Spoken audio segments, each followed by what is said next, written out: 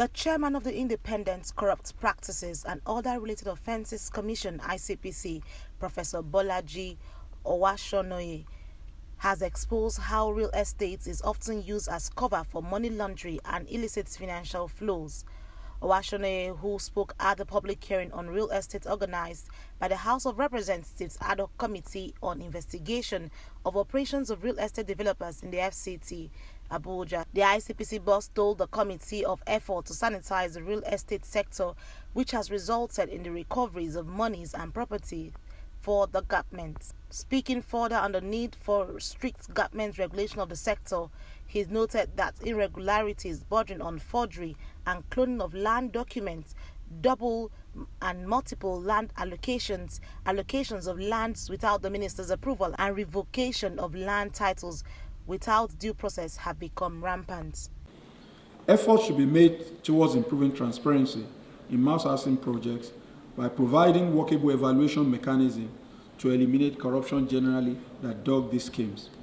Government should, and as I've said earlier on, at least the current minister has made the effort towards creating data banks of stakeholder experiences, information sharing, in order to educate people who aspire to own land and to facilitate quicker assimilation and dissemination of best practices among stakeholders, while also ensuring that identified critical success factors are adequately considered.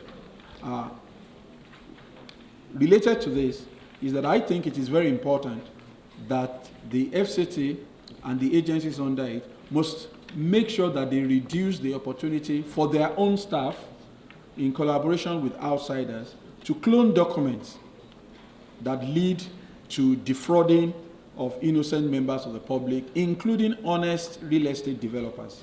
Because we have a number of cases whereby the original of certificates of occupancy or land title documents are released to fraudsters and criminals temporarily in order to deceive investors. And after that deceit is effected, the documents are returned to the file. The documents are returned to the file. This cannot happen unless somebody on the inside has colluded.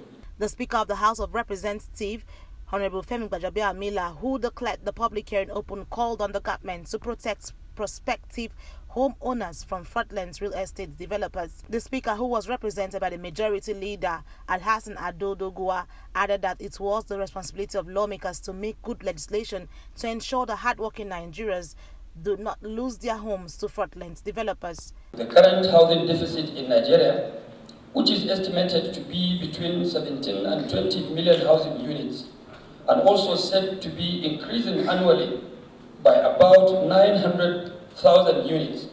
The potential cost of overcoming this deficit is also put at about 6 trillion naira.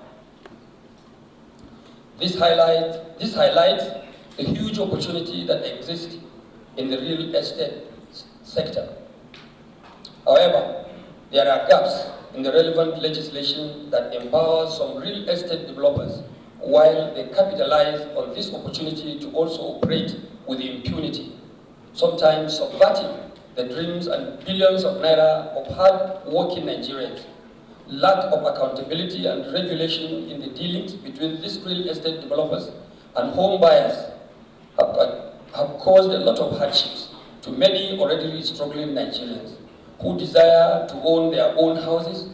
It is therefore our responsibility to introduce an effective regulation to resolve these issues all over. Earlier, the chairman of the committee, Blessing ONUH, said that provision of affordable housing was critical to government and the people, which cannot be left unregulated. Work with relevant stakeholders and ministries, departments and agencies of government towards formulating laws, issuing guidelines or other appropriate legislation and regulations for more than a trillion naira sector. Liaise with relevant NDAs to revisit the issue of compiling a database on property transactions and newly approved developments, while also ensuring that real estate developers are duly licensed before engaging in the practice. The Minister of the FCT Administration, Mohammed Bello, in his remark noted that the government was working towards reducing the housing deficit. He also added that FCTA was collaborating with other agencies, including ICPC, to reposition in the housing sector, which has started yielding tangible results. I hope the public hearing today will be able to look at all these issues across the entire value chain, including all the issues raised by the chairman of ICPC, so that at the end of the day, the committee will guide us through its robust conclusion of the discussions here, so that I think ultimately the whole objective is a way forward, so that we do not lose track of the real reason why the entire policy of mass housing was initiated by my predecessors, because I think it's still a very good policy. We just need to look at where we have challenges, and then we move on. Estate developers, civil society groups, the police and other stakeholders were all present at the hearing.